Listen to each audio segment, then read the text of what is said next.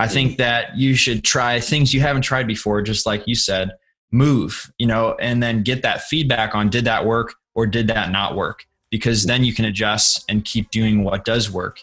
And you won't get any of that feedback if you just sit and wait and see. And so I'm really passionate about just getting people to, take that action, whatever it might be, that they haven't tried before.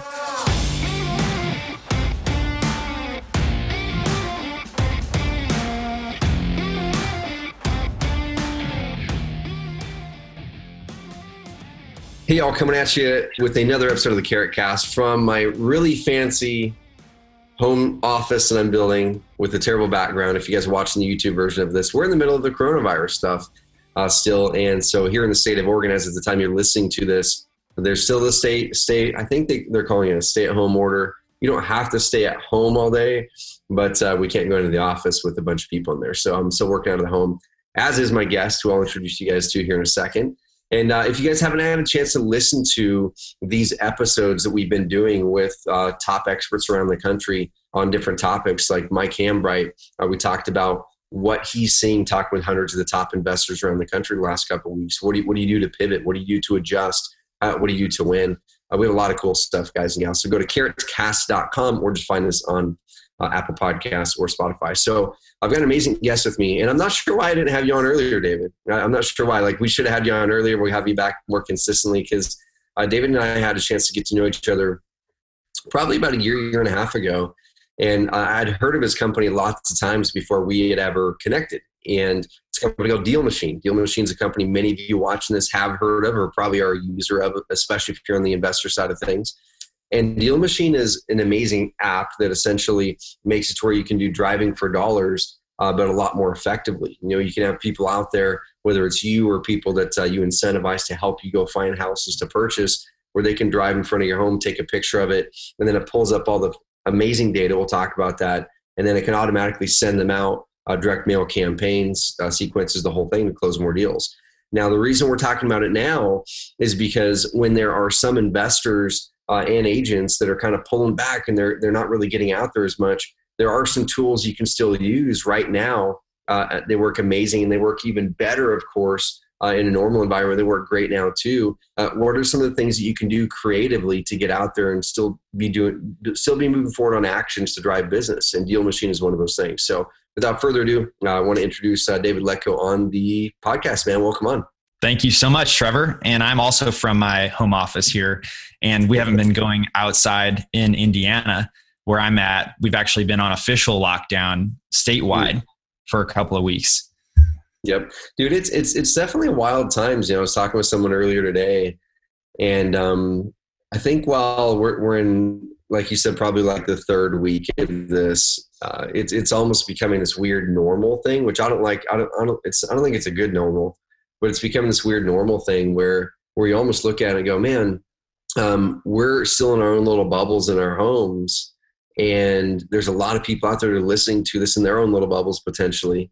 And there's still a lot of things happening out there in the world. Like when I drove into town the other day, dude, the tire shops are still open and all kinds of commerce is still happening.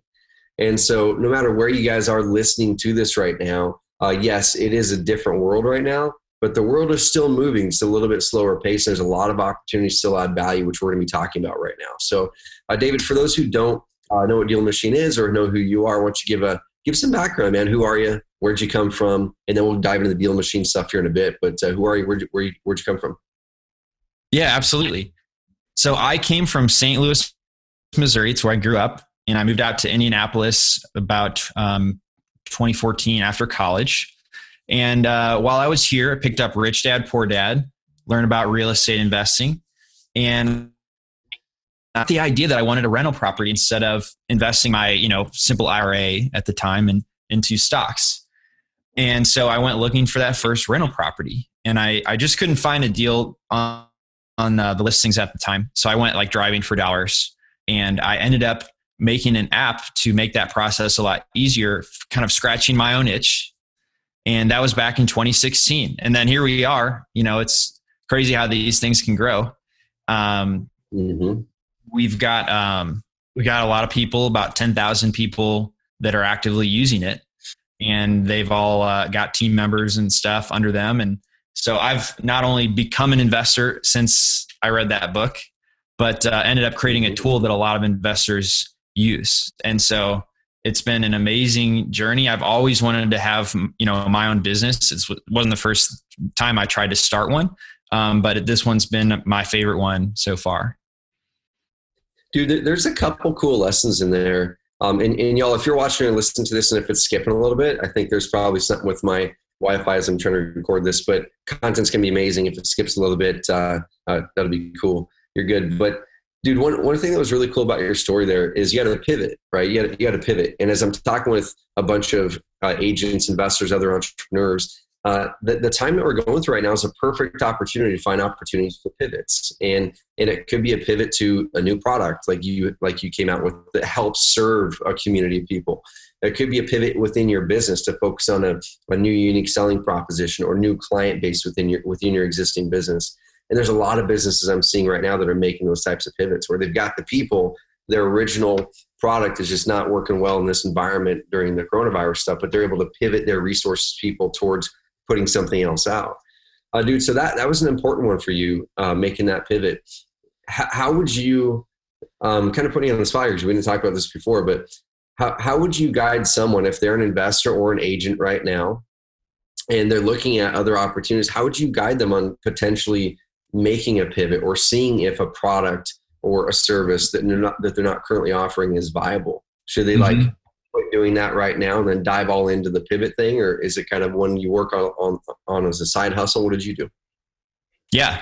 Well, in my experience, I was looking for my first rental property. I made the tool for myself so that I could get more rental properties. And that was all that it was ever supposed to do. And then a couple of friends actually asked me to use it, when I had showed it to them. And then somebody had actually paid $1,000 to try it and send a certain number of mailers. And so that's whenever I realized that I need to focus more on this technology.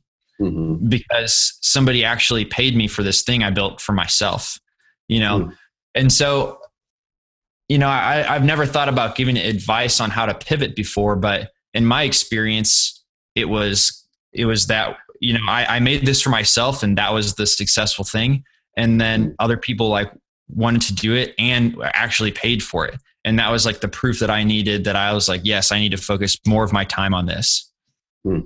Dude, and that's so good right there. Because if you are, let's say you're a newer investor, a newer agent, and you haven't really got full traction with everything yet, but you have figured out how to do this one thing over here really good. Right there, David figured out, man, I know that this thing works when I go drive around and then I take a picture of the house and I can knock on the door. That's one way to do it. But how can I streamline that even more so I don't have to knock on the doors? Well, I can take a picture of the house, use some software, create some software that then gets them a direct mail piece with whatever I want to have on it.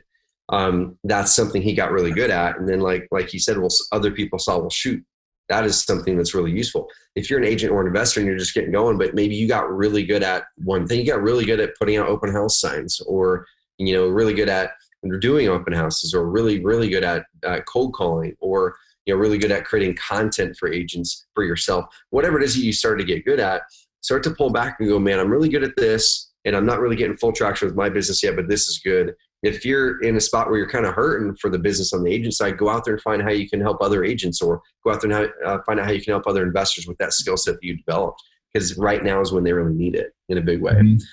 So y'all look for those opportunities. Now let's shift over to how to actually grow your investor business right now. And agents, we're going to give you guys some really good tips in this as well. So let's kind of break down, dude. Number one, just so people at a high level, I know I kind of broke it down there a little bit, but what specifically do you find your best clients are using DealMachine for? And then the second question is, have you seen that change at all during the coronavirus stuff? Is that pattern changing, or what are people doing with their direct mail or driving for dollars? So what are your best clients using DealMachine for at use case? And then how has that changed at all with coronavirus stuff? Absolutely. Yeah. So the best clients are actually identifying the worst looking houses. They're not paying attention to, is it an absentee owned house or is it an owner occupied house? They're not paying attention to if it's vacant or if it's not. But what they're only looking for is the worst looking houses. and they're not letting anything else get in the way of them adding that to their list and getting in touch with them. Now, a lot of them have been, I would say about 50% of them have been cold calling, and then 50% have been using mail. What was really interesting is we've had about 20% less customers this month utilizing the system, but we actually sent more direct mail. And so I think it makes a lot of sense because we're all at home, and opening your mailbox might be the most exciting time of your day, because you're not leaving the house at all. And so that was actually a really nice surprise for me to see. Dude, there's some really cool stuff there. So y'all I don't have the app up here. I've got it on my phone, but essentially the way that it works, so I can get you guys to picture this, because it's a really big opportunity right now, especially where we are now. But once we come out of this, it's an amazing opportunity as well.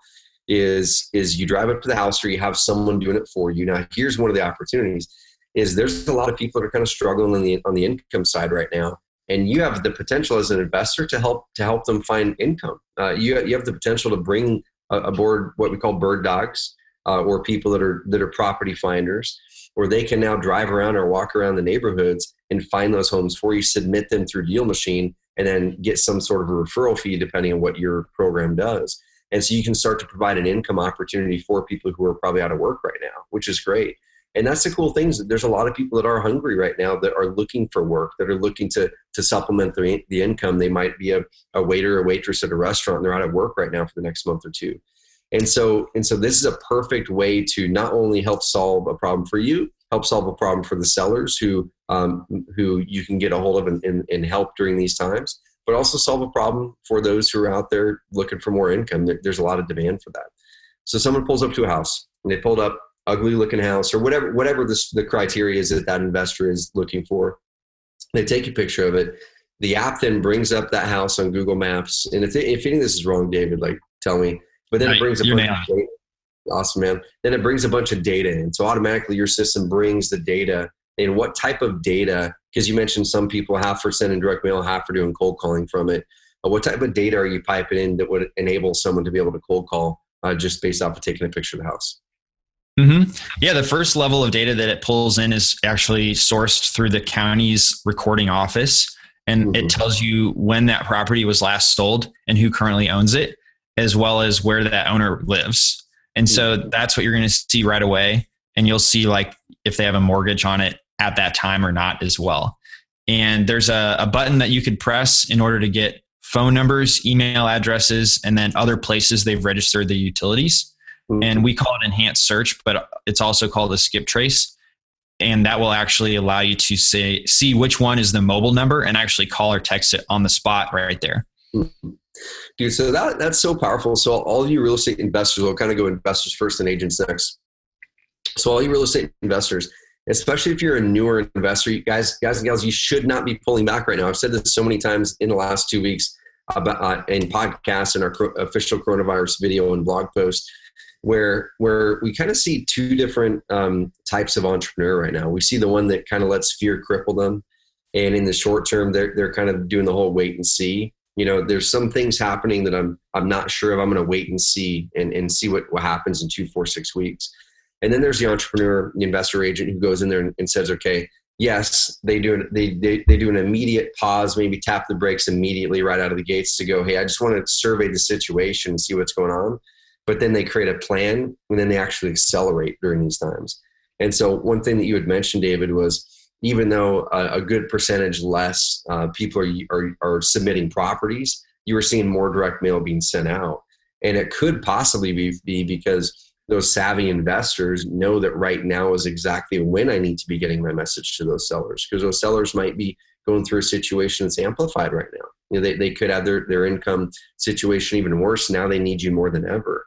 Or there could be people that still have the problem, but they might just not be sure that they can actually get it solved right now. If in Indianapolis that it's a shutdown, well, shoot, I don't want to call the person back because they can't really come into my house, nor do I want them in my house right now anyway. And I can't sell, or I don't want to sell, because where am I going to go during this?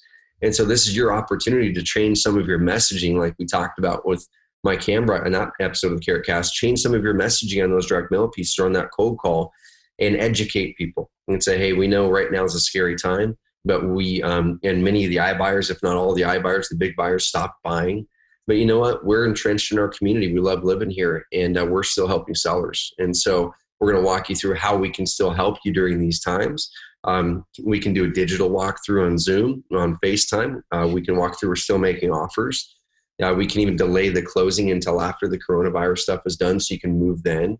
And just kind of walking people through those types of things. So right now, y'all, is when you need to be doubling down on that stuff.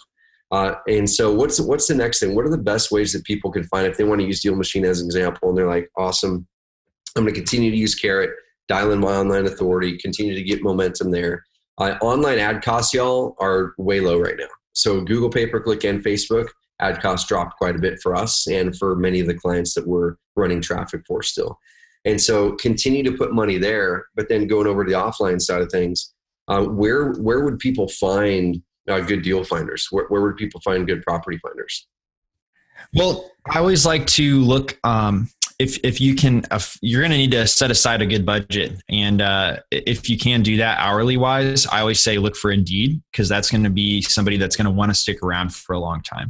But I think if, since there are a lot of people out of work that maybe work at restaurants or these places that are getting locked down, that Craigslist might not be a bad option either, because they'll be looking for more gig work. And there's probably a lot of people looking for that gig work. But typically I say stay away from Craigslist. It seems nice at first because you're like, oh, I'll just pay you, whenever I close a deal. But you end up spinning your wheels a lot because it does take some time to close a deal. And these people need money to eat now, So I always try to steer people away from Craigslist, but I actually think now is a pretty good time. And I would suggest maybe to pay them per property added or hourly. So that way you can actually spend one time training them and then let them continue working. And dude, it'd probably be a pretty good spot right now too. Just literally, if you have a decent number of people that you're friends with on Facebook, just posting that opportunity, because there's a hunk of people even that I know here in Roseburg that are doing their normal work right now because it's shut down. So kind of walking it backwards, if someone has not done driving for dollars yet or have bird dogs working with them, what are you seeing, David, is kind of the traditional commission? I guess not commission is not the right word, but what's the traditional payment that a bird dog would make on a deal that's closed that they referred? I would say $15 an hour, followed by $1 per deal added that meets your criteria, followed by people do like $500 for a closed deal, maybe $1,000 per closed deal. But again, I would really focus on those first two. They actually cost you less in the long run as well. But and people will actually stay around longer. And dude, kind of the next question, because my mind's always like follows this math thing. So, okay, we've got the cost side of it down. And then how many mailing pieces are you finding on average? Of course, there's so many variables, right? There's the ability for someone to close the deal, their negotiation skills, all that kind of stuff. The quality of the actual property that we're sending the mailing piece to. But how many mailing pieces on average do you guys see usually turns into a deal? Usually we say you need to add at least 200 properties and you need to reach out to them at least 3 times over 3 months. So you're looking at 600 pieces of mail, which is quite a bit lower than what a bulk list results would look like if you're buying a list, so we just say that's the minimum amount of work you need to do to expect to get something. We've gotten a bunch of, testimonials that were like 100 deals and 150 deals or like 4 deals added, and it's just not realistic. So what we did was we took the average of all these testimonials that came in and gave somebody like a framework that's helpful so that you can at least know and have a benchmark of the amount of work it's going to take to get a deal. Cool. Dude, I love that. And then what's the average cost? Same thing. I'm breaking the numbers down because what we can do right here for all the investors and agents, I'm going to switch to agents here in a second on some cool things you can do if you're an agent using this strategy. But we'll kind of come up with essentially an investment criteria for the investors and agents on what they can do to go out there and make some headway. So you've got about 1 in 200 on average, right? There's a lot of variables there. Reach out to them 3 times over 3 months, which is great. And then on average, I'm just making something up. You might have better data here, but if someone's kind of driving around, on their way to and from work or whatever it is, if they're still able to work, or if they're just going to drive around for a couple hours, they can probably get, I don't know, if they're in the right neighborhoods, 5-10 properties an hour, if it's the right neighborhoods. Is that kind of out of bounds, or is that a good number? Yeah, I would say like that's low. Like if you look at guys like Zach Booth that have made, $1 million from driving for dollars, his goal is to add 60 properties an hour. Okay. And cool. So we actually made this whole feature for them where you can literally add a deal just by clicking the map one time, which like isn't great for everyone because everyone else appreciates like the confirm message. But he wants his driver to try to add even 100 per hour, not even, So I wouldn't say that's the right approach for everyone, but it's just an example of somebody who's just really taken it to the extreme. And they're looking for anything out of place. It could be like some peeling paint in a pretty nice neighborhood. It doesn't have to be totally run down and totally terrible looking. And to your point, it depends on where you're driving. Yep. So let's even go with a conservative number. So let's say half of that, and I'll go with another conservative number. Let's say you're paying them $15 an hour and a buck of property added. So that's 30 properties an hour, $30 from the dollar per hour or dollar per property added, another $15 for that. So $45 for 30 property leads in there. Let's say it takes them 300 properties entered in there to get a deal, right? So let's times that 30. Let's time my math is going off now. So we had a 30 and then 45K. So times that by 10 or so. So you're really talking, I mean, the investment there on my math, my math brain stopped working. So it was. No. Yeah. You're, you know where I'm going though. You know where I'm going with 200 properties. 200 properties would cost about $200 if you're paying $1 per deal added. There we go. So we got the $200. Yeah. And then they're getting 30 properties an hour under the very conservative one right there. So 30, 60, 90, 120, 150, 180. So that's about 7 hours, let's say. Right? Yeah. So that's another $15. I'm just using a conservative number times 7. Let's say another $90. So you're talking about $290, $250 to $300 to get those properties in the database. So that right there is a way low cost per deal, assuming those numbers all fall through, right? Or all go through the right direction. Let's say they have to add double that. Just double it, yeah. Yeah, it's the numbers are amazing. So here's where I want to go with this, y'all. Is right now when so many investors and agents are pulling back and they're trying to go, well, shoot, where do I trim? Where do I cut? The successful ones are going to be building pipeline right now. They're going to be building pipeline right now where like David said, put in 200 properties, reach out to them 3 times over 3 months. 3 times over 3 months essentially means you're going to have to start to follow up with them, right? You need to follow up. You need to stay consistent being there with them. And then that might mean a deal that came in now or a person that came in now, you might close in 60 days. It might not close for 90 days. It might close in 30 days. And that's where I think a lot of those newer investors and agents are going to struggle is they're not looking out far ahead enough. They're not looking at their pipeline. They're looking at today. Hey, I'm going to pull back for a month and just kind of take it easy. But where it's really going to impact you is in 2 or 3 months. And you're going to be looking back going, man, why am I not getting any business? It's because you pulled back today and you didn't continue to invest and find new ways to invest. You didn't double down on your paid marketing while it's cheap right now. You didn't double down on putting out content that stays in front of your prospects and talks about and comforts them around the Corona stuff.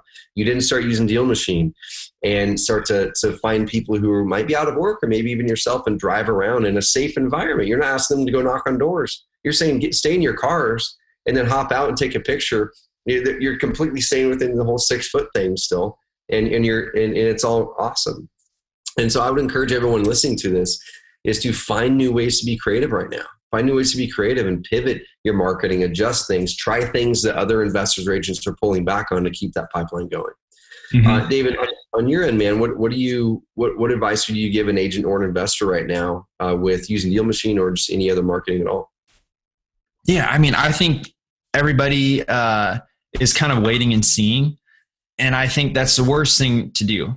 I think that you should try things you haven't tried before, just like you said. Move, and then get that feedback on did that work or did that not work? Because then you can adjust and keep doing what does work.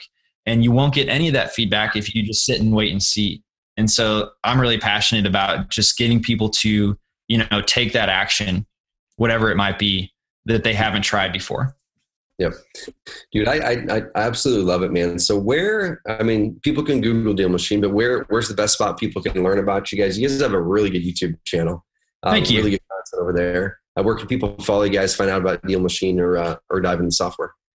Yeah, it's DealMachine.com. And then the YouTube channel is just youtube.com/DealMachine. Cool. I love it. Dude, so I want to dive into a couple ideas for agents and then we'll wrap this puppy up. So if you're an agent and you've been listening to us, here's a couple things that you can do.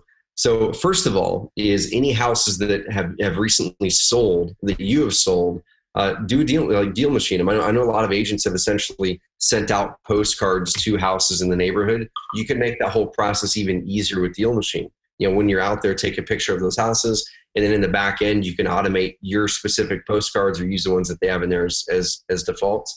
But you can put in your postcards and send those out around properties that have closed right now. And I would even adjust some of that copy to be coronavirus specific.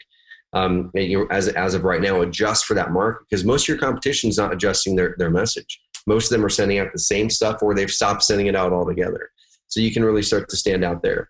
Another thing that you can do if you're a real estate agent is I would go into those markets where you know that they're likely people that either are people that are they might be vacant homes still, right? And they might even have an even more express need to sell that home. And you can reach out to those sellers and be an investor agent, the hybrid, like we always talk. You partner with an investor in your local market, or become an investor agent yourself and send those out to the vacant houses, the ones that are run down, and say, hey, in this time, you probably really or might be looking to sell the home, but I might not know that you could. And you might have that need for rent or whatever it is. Another thing is landlords. Okay. There might be landlords that might be struggling right now. So could you connect with landlords or find those properties that are that, and just say, hey, send out a direct mail piece or a whole campaign, or call them up and essentially say, hey, so I want to give you a call.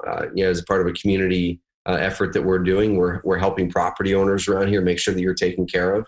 And some of the conversations we have had, some of them are kind of struggling because some rent payments aren't coming through. And so if you've ever thought about selling your property, now might be a great time to see if we can't connect you with another local buyer that might want to take over this property.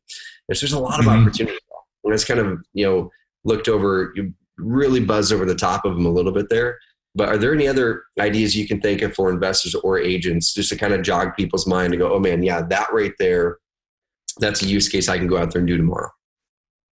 So just as far as use case, I think if you just sold a house, you want to figure out how to get in touch with the people on either side of it, and see if they've got any referrals or if they want to come over to the open house.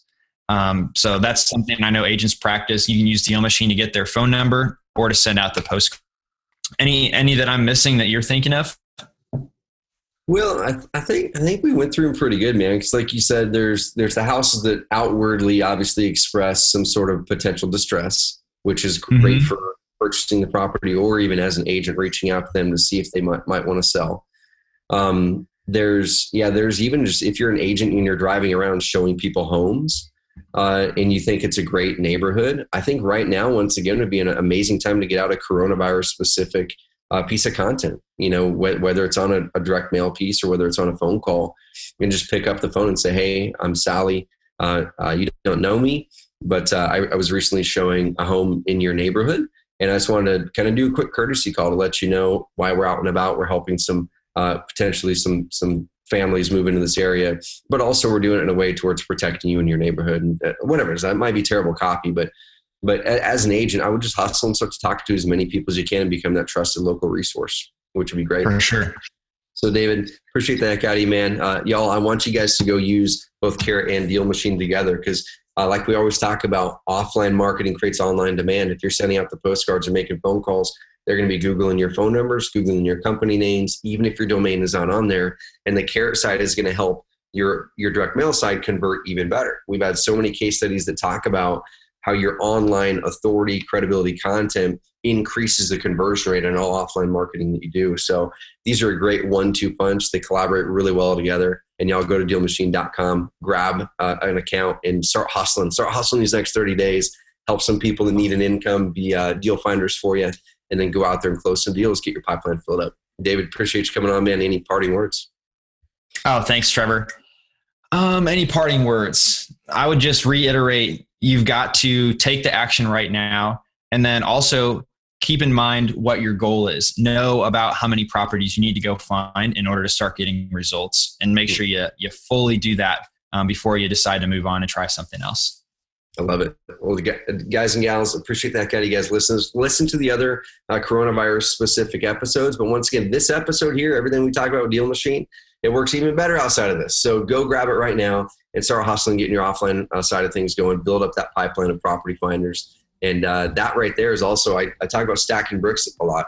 That's a brick you can stack in your business to add even more consistency and predictability there, getting the offline stuff going. So guys, hit subscribe over there. And guys and gals, make sure you head over and subscribe to the podcast, and we'll see you next week. Thank you.